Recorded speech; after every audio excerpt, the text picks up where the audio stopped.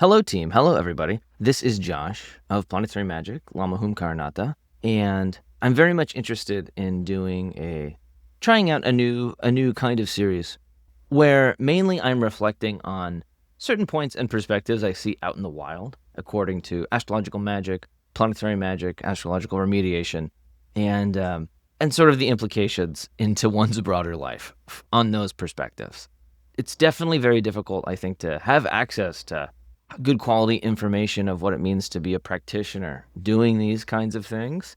I think a lot of them and a lot of the best ones I found really do exist behind what we would call like a walled garden. Like there's like a significant paywall, and then you end up getting those dynamics of, well, when you're paying to be there, you're automatically assuming that all the information is like very good and well thought out, and a lot of the times it is.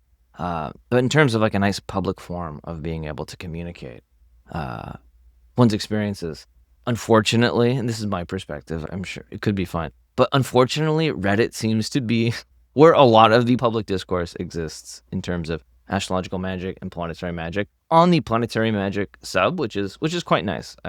I participate from time to time, and I wanted to go over something that I was seeing today and commenting on, and this is like a major thing I want to majorly discuss.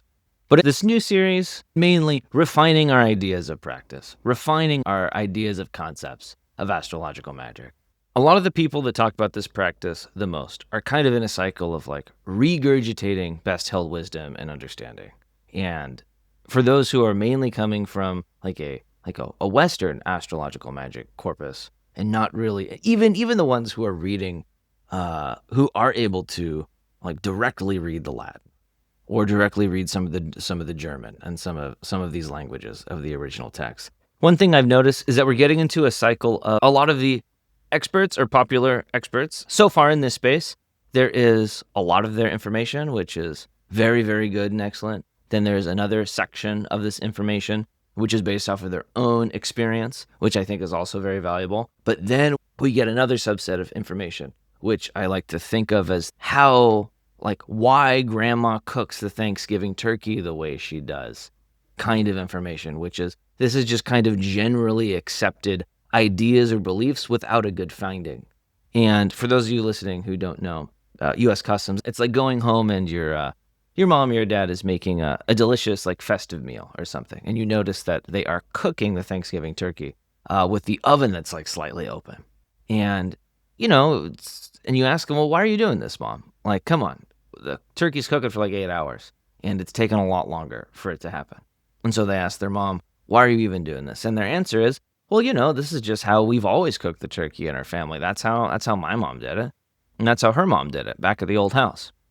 And so it's Thanksgiving, everyone is around. So then the child walks over to old grandmother sitting in the chair falling asleep, and then she asks them, so Grandma, why did you always cook the Thanksgiving turkey with the oven open? That's how Mom's doing it. And Grandma kind of jolts back and says, well, that's stupid. I only cooked the turkey with the oven open because the turkeys were so big that the oven couldn't close. So there's some, I think, recommendations or suggestions that end up happening, which are like a little bit of artifacts from this. And I'm interested in not necessarily even pointing those, saying, hey, I'm pointing one of these out, but opening some conversation. So I saw a post today on this topic of doing daily Orphic hymns, which, I quite love. I've done this quite a lot myself. Onto the Planetary Magic subreddit, which is one of the only unwalled gardens I have found in terms of like real public discourse for practical advice on the practice of astrological magic. However, the practice of planetary magic isn't really thoroughly defined, which is great. This is meant to be like a very open and public group, which is good. I think the worst thing that can happen, which I see happen all the time, is that people start talking about very specific definitions of planetary magic, astrological magic, but they don't make that very clear. And then you have people arguing vehemently over aspects that don't need to be argued about because people are fundamentally talking about different things. And this place does a good job at moderating that. So shout out to the moderators. I do not run or own this group at all, though they have the name of my channel. So that is a fun coincidence. So this person, I have been practicing the Orphic hymns daily to the planet of the day. I have been using the same candle each time, but with fresh incense. I've been curious to know if this is acceptable, unwise, or unpious. Normal question. Very basic question. Very, very fundamental question that I've heard people ask before. If fresh, then that is like a lot of candles, and there is a concern to leave them to burn out. Tea lights are an option, I guess, but still, that is a lot of tea lights. It's 365 a year. Definitely, that's like a lot of effort. I don't really know if there is any solid literature on this, so relying on experience of practitioners for the knowledge. I would agree. I don't think there's any literature that particularly is saying one must use a tea light every single day or a fresh light every day. It's something that's much more orally transmitted or chatted about among practitioners. And then I loved this comment. This, I think, was telling a bit of like why they're asking about it, which I could be wrong about, but I think contextualized it for me. Like fresh candles in this economy? Haha, exactly. Totally. It's like expensive. It's a commitment to be buying candles like all the time. I had done several year practice of daily planetary hymns, daily planetary offerings, not using the Orphic hymns. I believe it was prayers to the planets from the Kiranides. And that really, I would say that helped me understand my own initial relationship with the various planetary spheres, then watching to see what happened throughout the day, because I would do it in the morning or in the early afternoon at the right planetary hour. If I were to do this again, I would I'd probably even try doing it at the Kala, which is a different way of determining a planetary hour. And I think that could provide a more direct connection to the planet. But still, basic planetary hour, Chaldean planetary hour is fine. And so I would do that, and then I would go out, and during that time, I was working like evening shifts, or I was working night shifts. I used to work security. And so we would go ahead. I was either working security or I was working as a tutor, which I still do. So tutoring kids with like learning differences or non-traditional students. So having to meet in the evenings. So going out into the world, a lot of the time on public transportation, really just like interacting and seeing and having a good baseline of these are the kinds of things that normally happen.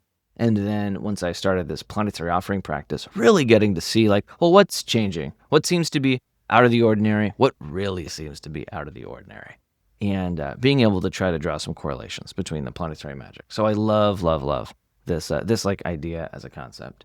And yeah, you go through a lot of tea lights. Thankfully, I had inherited a ton of tea lights, so it made this practice much easier for me. And so I went ahead and responded just ultimately like, sounds fine. And I explained more thoroughly with y'all here today. It's like, I did something similar for 2 years. You can also just tell the planets that if they want fresh candles, then they could just start giving you money. And this is, I think this is like a baseline level of autonomy we should feel confident in when in our practice of planetary magic. And then this is the part that I found very, very interesting. They're like, lol, that is bold when I am doing remediation. And I went ahead and answered. Because to me, it reads that there may be some like fundamental disconnect between what one thinks is going on or what is it really expecting to happen? I'm really interested to know what this individual expects to happen from doing 365 days a year. I'm gonna take what they said at fully face value, and they're gonna be doing daily planetary offering and Orphic hymn for 365 days, one to each of the planets, 52 weeks a year. So each planet is going to get 52 individual offerings. And let's be super charitable and say that, it's going to be taking like 20 to 30 minutes in order to do it, really getting themselves in a good space. Really getting into it. Maybe there's a little ritual about it. Maybe it won't take that long. 10 to 30 minutes. Still, that's a lot of time. That's a lot of time to dedicate to something. And I had to look up, like, what's the current rate for like a tea light?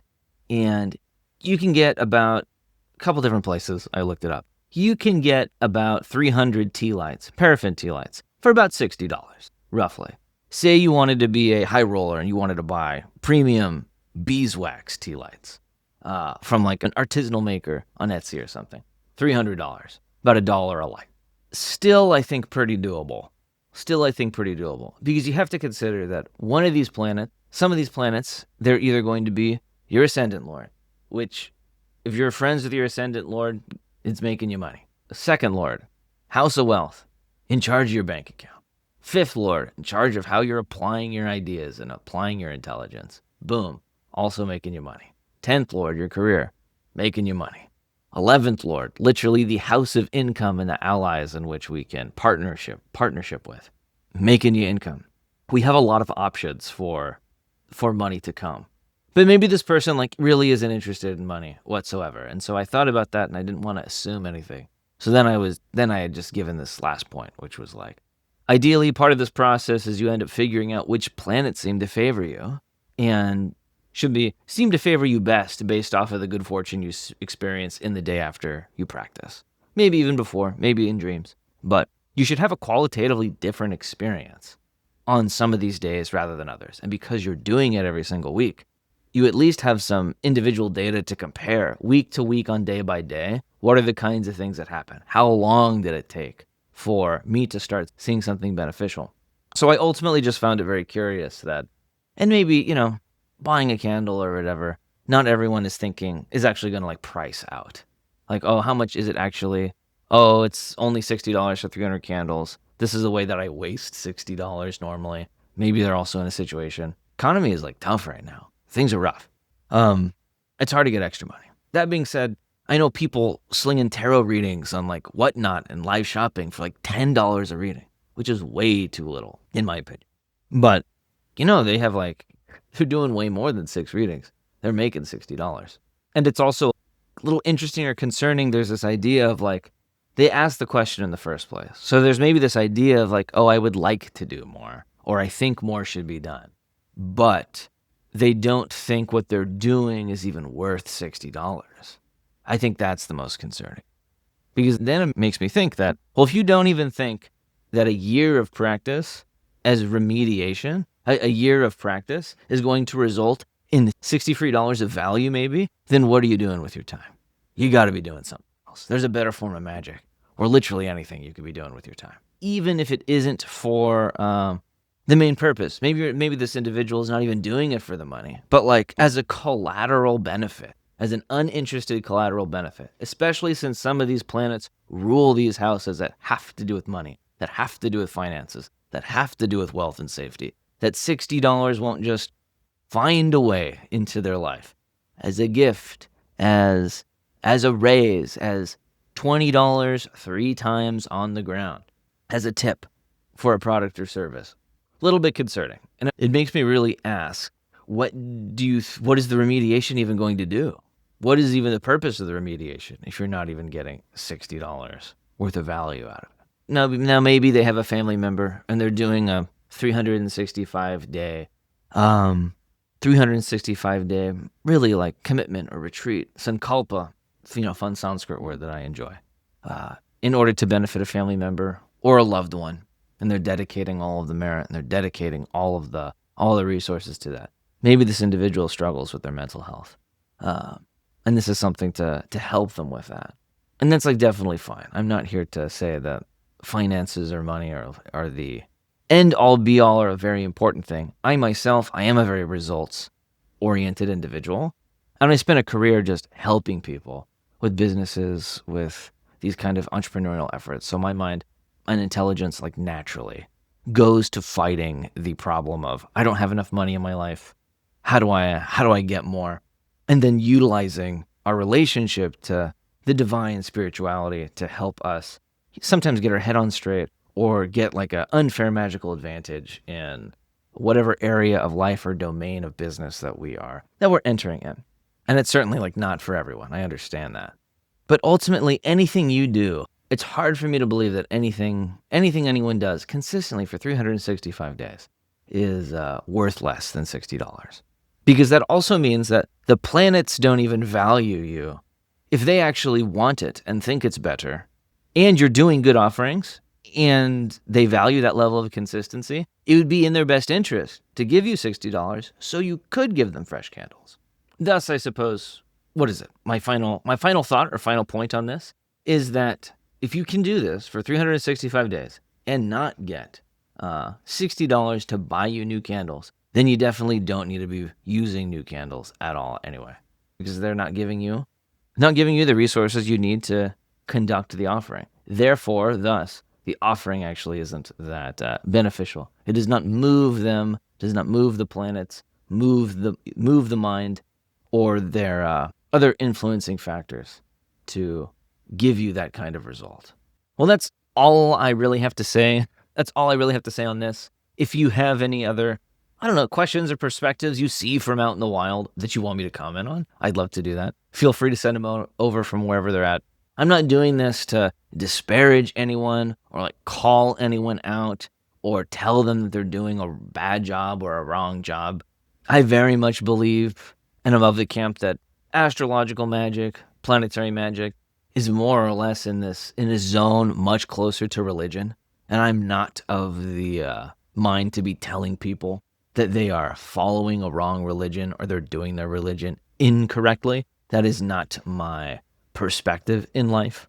I do, however, approach this magic in a way that many of the Renaissance thinkers of the time were considering it as an interesting interface and intersection between like religious theology and natural philosophy. Natural philosophy also being defined a little bit more closer to how we would think of like physics. So a spiritual, mechanistic understanding of the universe. I'm very, very interested in seeing it like that rather than something that's fully acausal and impossible to link specific actions to specific outcomes, which I could be fully wrong on, and it could just be anything goes scenario. We can all just do whatever we want, and there is no correlation to what results we get. Though I think to have that position ignores a lot of established wisdom and practice from other living human beings who've existed before us and people who are living now in living traditions where their families have practiced it for generations and generations. And so I look at these comments or perspectives that I think point to various mechanisms or various understandings of what's going on that are useful to talk about and useful to explore as a community.